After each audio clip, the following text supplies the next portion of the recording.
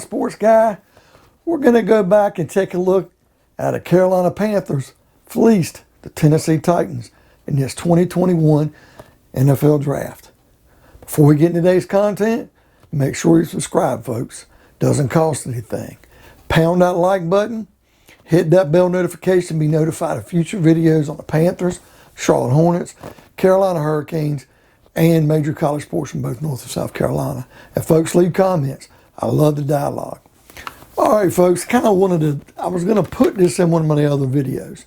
And I decided, no, that made an interesting tagline. I've been bitching and complaining lately about the Thomas Fletcher pick and how the guy's on injured reserve now. And we got a second guy as a long snapper. And was it a necessary pick? And I understand we did accumulate a lot of draft picks. And I'll get into the good and that in a minute because Scott Fitterer did a hell of a job in this draft.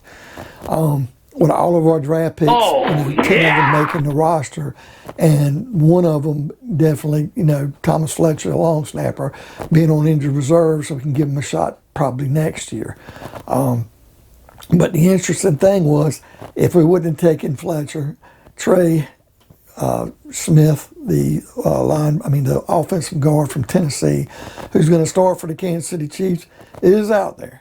And we could have drafted him. He was drafted 4 spots later, and I've complained about it because we definitely needed offensive line help. And he probably could have been starting instead of a guy like John Miller or especially a guy like Pat Elflein. Now, there is a big medical issue with him and concern. So, got to really pay attention to him because just because he's starting for the Chiefs, what if he gets injured in this first year? What if he plays the year, but then, this hopefully not, but the medical injury is something he's not going to be able to finish his career. Then you'd be looking, it was kind of like a Jeff Otah deal, first round pick. No, that was a high pick, but my point was the gamble first round did really good for 3 years, and then injuries and his dislike of wanting to play, he retired early, and it kind of fell to pieces for us for that draft pick. And this was a 6th round gamble. And that was the big thing, that if it was a medical issue, take that gamble. But sometimes teams take players off their board. And Trey Smith might have been off of the Panthers board, and we just didn't take him. I would wish we would have at least taken a chance because that is a position of need, offensive line, particularly guard. But we're going to have to wait and see how it plays out. And then we go back and look at somebody like Marty Hurney and some of the draft picks, as we know that a guy like Christian Miller didn't make the squad. And he gets picked up by Pittsburgh on their 53-man roster. Will Greer, after he bragged about what a great quarterback he'd been, what a steal it was, he didn't even throw a single touchdown pass for the Panthers. We end up cutting him and try to get him on the practice squad, but Dallas signs him to their 53-man roster. And over this past draft, Marty Hurney, for the last Ron Rivera year, the only players he's got left is Brian Burns, which was a no-brainer. It was just luckily nobody else chose him in that draft. We got him at number 16 because he should have went higher. And Dennis Daly. And we've been fortunate with him because he was like a 5th, 6th round pick, and he stuck out pretty well. And he's a key reserve, and sometimes he does start. But I go back and look at the year that Cam Newton was drafted. I mentioned another video. Not a single other draft pick was worth a damn by Marty Hurney. I can look at other guys. He picked up the corner Golston, or I can't even remember the guy's name from Tennessee as a safety / corner. And he never panned out. And he was cut after like year 2. And Gettleman's no better. Kabila, when we had other guys on the board. Drafting all those corners in a draft when we need offensive line help. So I bring up both those GMs because I looked at Fitterer, and other than this Thomas Fletcher pick, it's got to be praised. And so what am I getting at today? Well, going back and looking at this draft, I want to say the beginning of the 4th round, we had pick 109. 109. Okay, and you look at the picks we had, first round, we get our corner in J.C. Horn. 2nd round, we get this wide receiver, Terrace Marshall Jr., who we didn't think would be there. 3rd round, we get Brady Christensen, offensive tackle. So I'm thinking, in the 4th round, we're going to pick up a guard or another position of need. And we trade pick 109 to Tennessee. They end up taking DeSean Fitzpatrick, a wide receiver from Louisville. Now, I'll get into that in a minute. But in exchange for 109, we got 17 picks later, 126, pick 166 in the 5th round, and I believe it was pick 237. I could be wrong on that. I didn't write it down. 233 or 237, 7th round pick, Phil Hoskins out of Kentucky. So, 3 picks for this 1 pick, moving down 17 spots.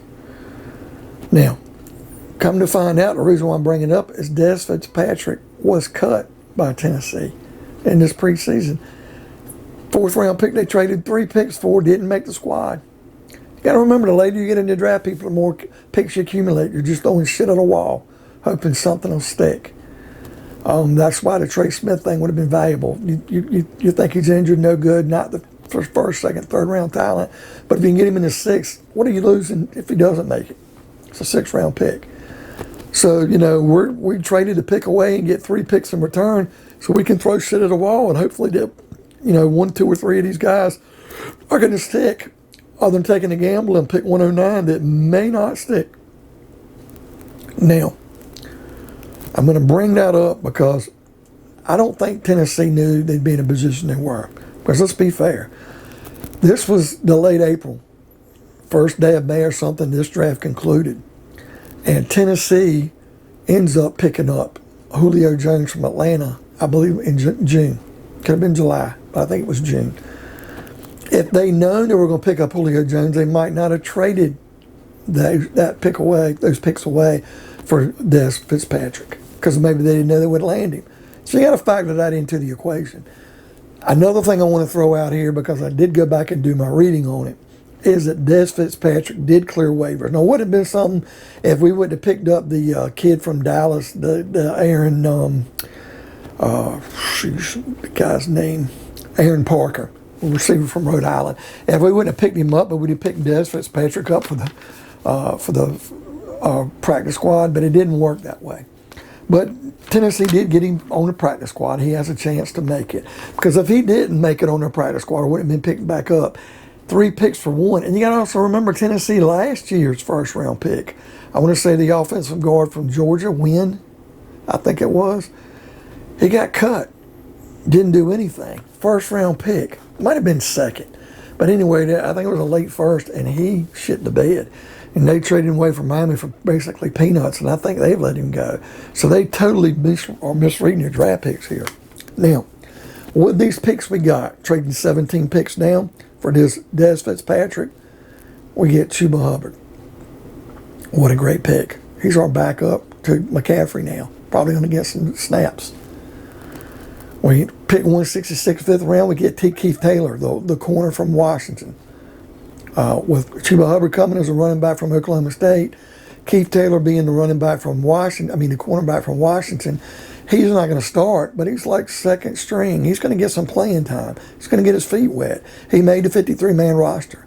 He's one of the top 4 corners, and that's going to be important because he's basically going to get some chances to get in some games, not start maybe, but get some good reserve role minutes. And then that 7th round pick, Phil Hoskins, who I didn't think was going to make the team, but I thought definitely would make the practice squad. But he played so well this summer, the 7th round pick from Kentucky, ended up making the 53-man roster. Now, do I think he'll stick all year? I don't. I just know how injuries are. I know how things happen when you need other players. He's probably going to get cut. But if nobody picks him up, we'll put him on the practice squad. But you're basically looking at a guy that made the 53-man roster in the 7th round for a guy Tennessee chose in the 4th round who is now on their practice squad who didn't make the 53-man roster. So we pick up 3 guys on a 53-man roster, one who's 2nd string, another guy who's 2nd string, both can get minutes, and another guy who's probably the 3rd string, but basically going to play some few minutes, but get in some games, and maybe he might not even dress with the 46 of the 53 that do get in the games. But he's probably going to get some valuable minutes and hold the phone. If a couple defensive linemen get hurt, Hoskins can elevate himself, and the way he played in preseason, he might be able to notch himself out a career here on the 53-man roster. So, folks, what do you think of today's video? Do you think we fleeced the Tennessee Titans in this draft? Do you think Scott Fitterer kind of is starting to work magic that Gettleman and Hurney could not work? Pound that like button. Leave me some comments. I love the dialogue. Hit that bell notification to be notified of future videos. And by all means, folks, subscribe. It doesn't cost anything. And we will see you on another episode of Carolina Sports Guy.